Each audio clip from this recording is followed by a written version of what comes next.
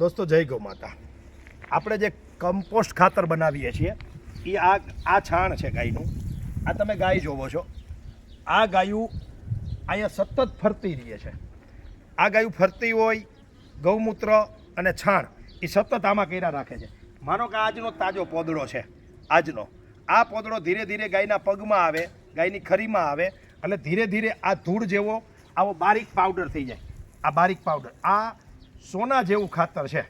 આ આજનો પોદળો છે દાખલા તરીકે ગાયનો, તો આ છે એ આજે કરેલો છે. આ ધીરે ધીરે આ છાણ છે એ આવું બારીક પાવડર થઈ જાય ગાયના. હવે આમાં ગાય ગૌમૂત્ર કરતી હોય, છાણ ગૌમૂત્ર છાણ સતત ભેગું થયા રાખે. પછી આને આપણે લોડરથી આપણે ઉપર ધાબું છે એમાં લોડરથી કાઢી અને આના પારા કરીએ અને આની અંદર પછી ખાટી છાશ, ગોળનું પાણી અને બીજા બેક્ટેરિયા નાખી અને આને કમ્પોસ્ટ કરીએ.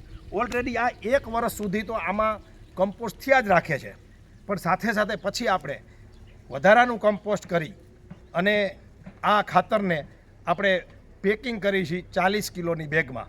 એટલે જે મિત્રોને આ ખાતર જોતું હોય એ મને ફોન કરજો, અમે તમને 40 કિલોની બેગમાં ખાતર પહોંચાડશું. અસ્તુ, જય ગૌ માતા.